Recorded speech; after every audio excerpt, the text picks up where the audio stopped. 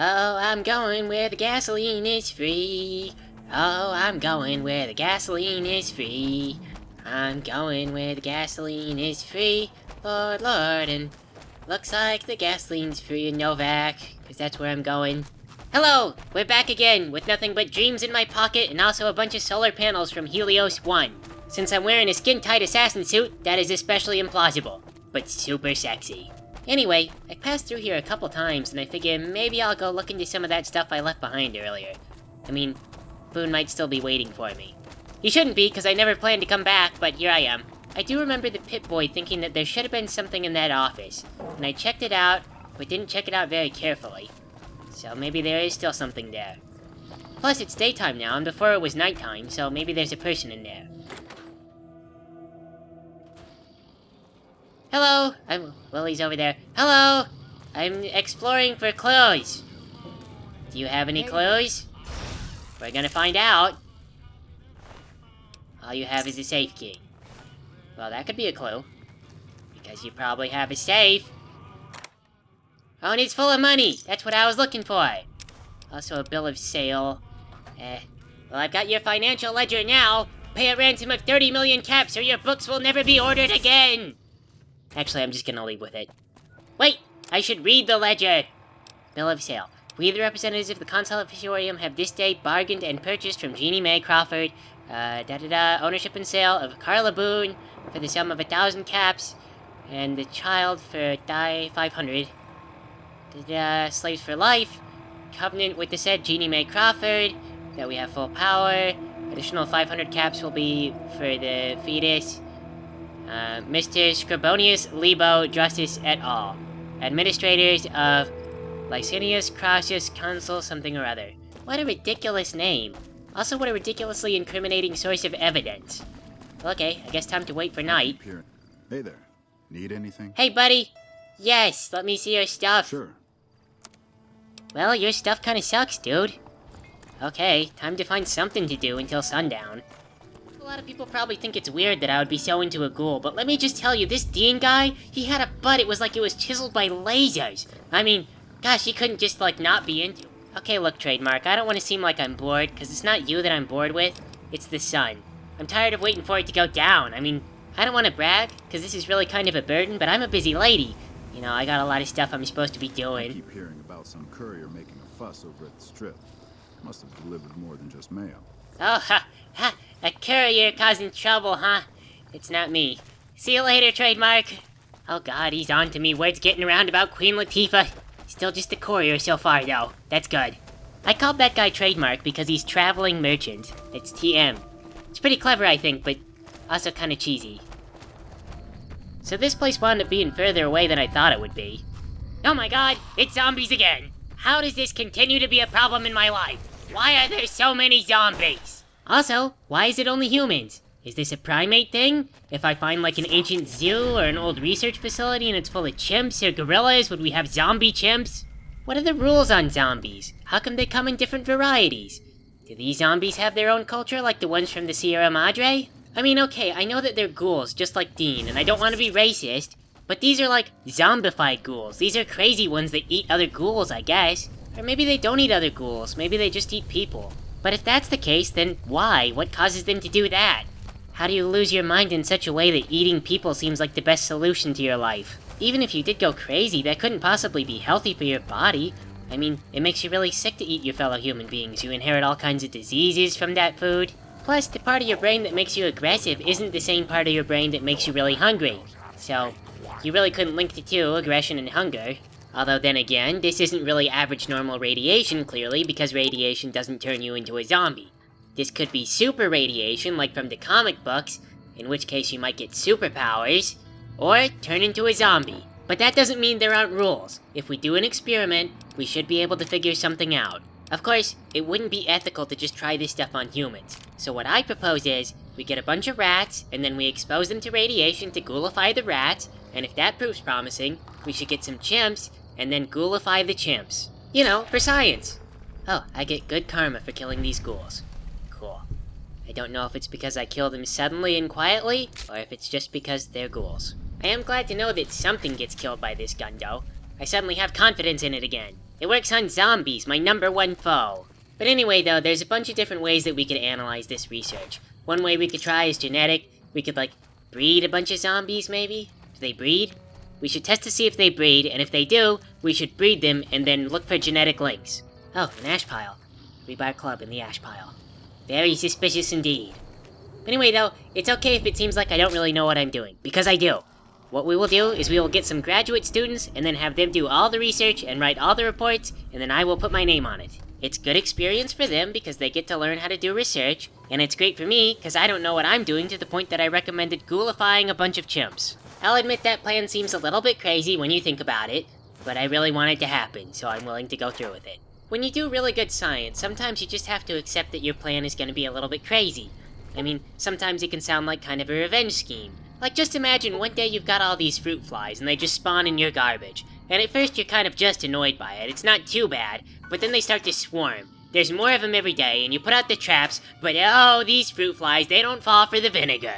I mean, some of them go in the trap, some of them do, just enough to make you hopeful though. But it's a false hope, because the rest of them are flying around your sink, laying eggs in your dish rag. So you go online and you try to see what other people did to get rid of the fruit flies, and you try everything they recommend, and none of it works. You start to think nobody knows anything about fruit flies. This isn't working. Then it hits you.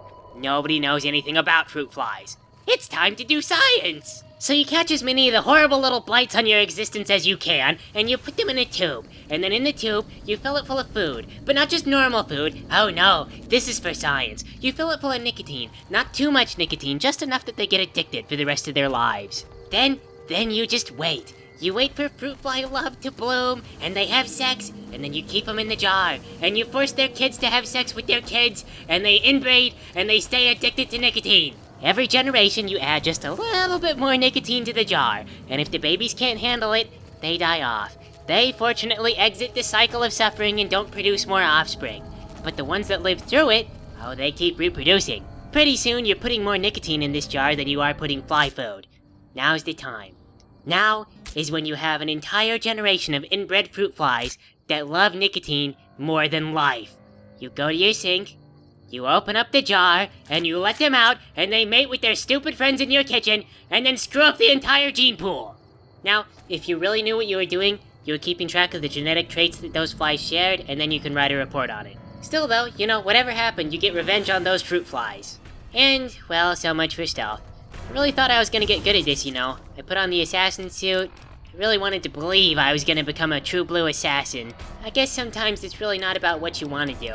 I guess I really just sort of romanticized the idea of being an assassin. It would be like Solid Snake, running around, you get in a fight with like a guy in a Harrier jet, then you run into this girl and she's blonde and she keeps taking her clothes off and you be all like, "Why are you naked?" And she's like, "'Cause the writing is really bad." But it's a really good kind of bad though, sort of a stylishly hilarious bad. I think that's what I really want. I don't want to actually hurt, like, nice people, that sounds terrible. I just want to have really silly battles with people in costumes, and there should be like a clear division between good and evil, and the bad guys that I fight will be named things like the Bees, and their theme will be honeybees. As for my costume, I don't really know what I want to do with that. A lot of girls go with the bathing suit thing, and I get that, because then, you know, you could go to the pool at any time, and it's really stressful, so of course you'd want to go cool down in the pool. You could go with the Solid Snake thing, after all that's what I'm talking about. That's what I got now. That's the one that shows off your butt really well. Not sure what the advantage is to it. Doesn't have any pockets. I think that's one thing though, I should really try and weigh style versus function. Do I want deep pockets, or not? If I were a superhero, what would I put in my pockets? A little bit of kryptonite, that's for sure. Everyone always bumps into Superman all the time, doesn't matter what universe you're in. He just shows up to preach to you and to tell you to stop doing things. Especially if you're one of the gun superheroes. I don't know what it is about Superman. I think that he's just kind of like, bored. He's sort of boring in general. I mean, not always. Sometimes he's really good. But a lot of times it seems like, you know, Man of Steel doesn't have much going on. He gets tired of picking on Lois Lane and Jimmy Olsen, then he shows up to bug someone else about whether or not they're being righteous enough. Sure enough, I won't be. We'll have to learn some kind of moral for whatever audience is watching Superman. It'll be some thing about how I have to accept myself, or I have to work hard, or something. Well, Superman, I do work hard, I hope you realize. Just in my own way. Oh. What is all this?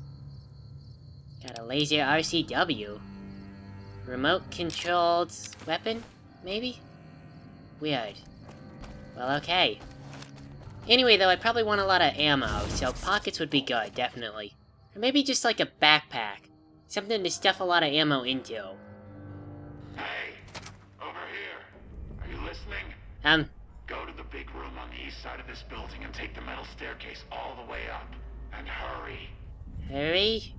Who is this? Who am I speaking to? Who I am doesn't matter, Smooth Skin. Stop wasting time and get up here. Why? What are you gonna do? Okay? Get moving. Well, that is not creepy at all. There's like a dead nightkin right here in front of us, and Smoothskin, do you think... Is that a really creepy compliment? Or what? Lily! Lily, you have to help! You know I don't do good by myself. Roamer. That is what the Pip-Boy thinks this one is a roamer. He's not roaming anywhere, though. He's just... Well, I guess he's roaming around the hallways. Or he was, I guess. He's not really roaming anywhere now. Oh, here's another one. I am so glad so often I'm friends with Lily. I can say confidently, with this amount of experience, that Lily hits harder than a gun. Without her, I don't think I even would have made it to the front door of this place. I would be pretty much screwed at everything. So what is on this guy, anyway? Nightkin. Oh, he's got a stealth boy. Also a nice hood. Of course, it might not be a he. Could be a lady like Lily. I have a little bit of a hard time telling them apart. Aha! A Queen Latifah trap. I'm wary of this stuff. They thought they would get me. They set it out. They knew I was coming. That's why they called me up here through this direction. Another person. Stimpack! That's good. Man, what is going on with this place? There's just all these bodies lying around. Dead nightkin, dead ghouls. Thing is, knowing the way that people are around New Vegas, I can't tell if this is like just uncleanliness or if something terrible happened. In fact, I wouldn't be surprised if there was a big massacre, like these feral ghouls got out of a lab or something, and this all happened about a day ago, but they just haven't taken care of any of it because, well, it's a pain in the butt. Bodies are heavy. The guy upstairs is probably responsible for all of this. He's gonna get me to try and fix it for him. If I talk to him, though, there's not gonna be a single peep about the corpses. It doesn't matter that they probably smell the place up like you wouldn't believe. But actually, now that I think about having jobs, wasn't I working for Alice McLafferty before I got abducted to the Sierra Madre? Like, I got this deed to Cassidy Caravans or something, and I'm supposed to be taking it back? But I just sort of vanished off the face of the earth for a little while. What do you do when that sort of thing happens? I bet both Cassidy and Alice would be pissed if I just forgot to bring back the deed. I should really get on that as soon as I'm done around here. I'm a bit less excited about it now than I was, though. Before I was super into the air conditioning, but after going to the Sierra Madre, I'm just happy to be anywhere that isn't the Sierra Madre. Also, Nellis Air Force Base doesn't seem so bad. It's pretty safe. They've got a lot of guns, and all the guns are pointed away from me now. Well, not totally. They're sort of threatening to point them back at me if I do something wrong. But I don't know how bad of a threat that is. It's pretty mild, considering some of the stuff I've been through. At least I'm not in a bomb collar. That's one. If I ever have to run through another gauntlet of beeping radios, I am just gonna freak the heck out. That was just the most unacceptable way to get help from people, and I cannot believe that they even make such a thing as bomb collars. Really, how is that cost effective? No, wait, actually, how is that even smart? Because think about that, you've supposedly got like a collection of people, they're prisoners, right? And then you put explosives on them. You give them all access to explosives. Then you just rely on the hope that over the course of however many years you're gonna have these collars on, they will never figure out how to disarm the things. Oh gosh, listen to that ghoul breathing. Sounds really sick. Sounds like it hurts. If they're gasping like that, how exactly do they find the energy to chase me? Does it not work on oxygen? Really, this whole ghoul thing is just so confusing. There's gotta be some kind of answer to it. We got another glowing ash pile. What's in the ash pile? Rebar Club. Not seeing it. But anyway, here's a good place to stop. Thanks for playing with me, everybody.